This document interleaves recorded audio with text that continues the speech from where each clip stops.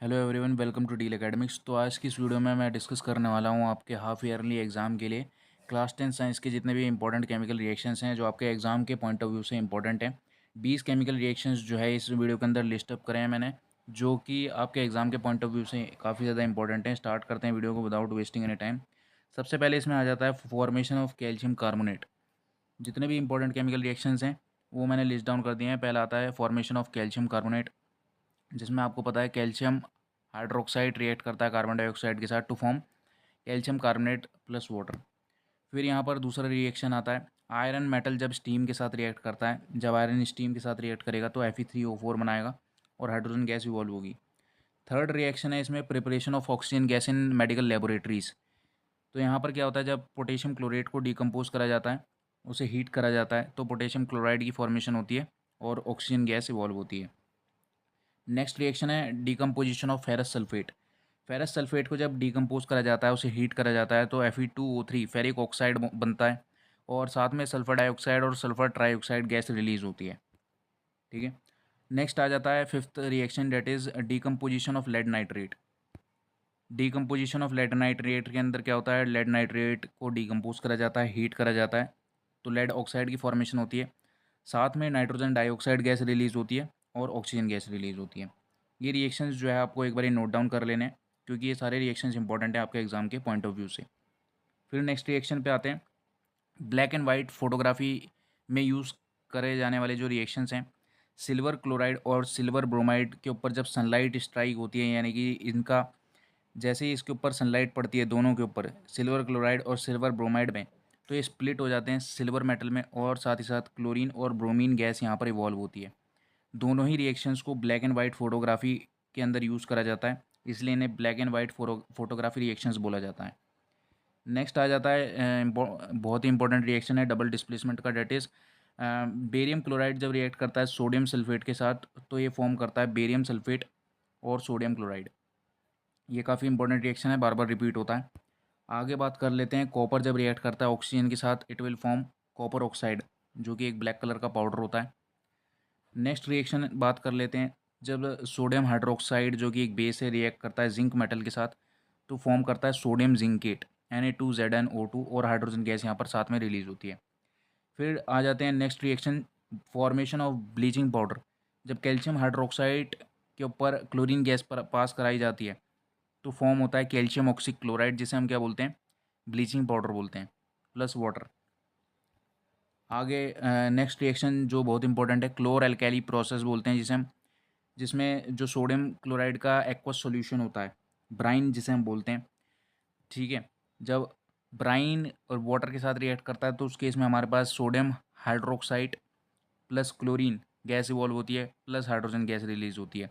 तो ये क्या है, क्लोर एल्कैली प्रोसेस बोलते हैं इस पूरे रिएक्शन को। आपसे एग्जामिनेशन में पूछा जाएगा और ये ब्राइन टर्म आपको ज़रूर से याद रखना है। आगे बात करते हैं नेक्स्ट रिएक्शन की, water of crystallisation of anhydrous sodium carbonate.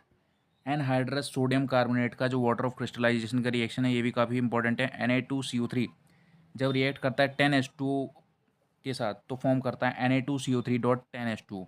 ठीक है। 10 मॉलिक्यूल्स ऑफ वाटर के साथ जब रिएक्ट करेगा तो Na2CO3.10H2O फॉर्म होगा। फिर बात करते हैं प्लास्टर ऑफ पेरिस की प्रिपरेशन। प्लास्टर ऑफ पेरिस की प्रिपरेशन कैसी होती है, जब जो जिप्सम होता है CaSO4.2H2O, जब उसे 373 केल्विन पर हीट करा जाता है, तो वो फॉर्म करता है plaster of Paris, plus 1.5H2O molecules water के रिलीज होते हैं। ठीक है। नेक्स्ट रिएक्शन है एल्यूमिनियम ऑक्साइड जब रिएक्ट करता है सोडियम हाइड्रोक्साइड के साथ। एल्यूमिनियम ऑक्साइड जब रिएक्ट करेगा सोडियम हाइड्रोक्साइड के साथ, तो वो फॉर्म करेगा सोडियम एल्यूमिनेट और वाटर। ये भी रिएक्शन इंपॉर्टेंट है। 14th रिएक्शन जो इंपॉर्टेंट है, दो एसिड्स की फॉर्मेशन। कार्बन डाइऑक्साइड जब रिएक्ट करेगा वाटर के साथ, तो कार्बनिक एसिड फॉर्म होगा H2CO3। और जब सल्फर डाइऑक्साइड गैस रिएक्ट करेगी वाटर के साथ, तो फॉर्म करेगा sulphurous acid which is H2SO3। ये सारे इंपॉर्टेंट टर्म्स है, याद रखने हैं। फिर आता है कैल्सिनेशन, जिंक कार्बोनेट की कैल्सिनेशन। जिंक कार्बोनेट की जब कैल्सिनेशन होती है, तो उसमें जिंक ऑक्साइड फॉर्म होता है, plus carbon dioxide gas release होती है। रस्टिंग ऑफ जिंक सल्फाइड, जिसे हम जिंक ब्लेंड भी बोलते हैं। जब जिंक सल्फाइड की रोस्टिंग होती है, उसके साथ फिर वो फॉर्म करता है जिंक ऑक्साइड और सल्फर डाइऑक्साइड गैस रिलीज होती है। ये रिएक्शन भी इंपॉर्टेंट है।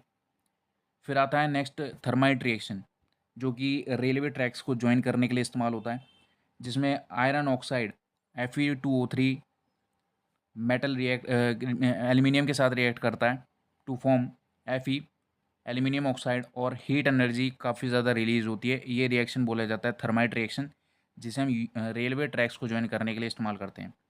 फिर नेक्स्ट आ जाता है एक्सट्रैक्शन ऑफ कॉपर। कॉपर कैसे एक्सट्रैक्ट करी जाती है, इसमें दो रिएक्शंस इंपॉर्टेंट हैं। पहला, कॉपर सल्फाइड जब रिएक्ट करता है ऑक्सीजन के साथ तो कॉपर ऑक्साइड फॉर्म होता है plus sulphur dioxide gas release होती है।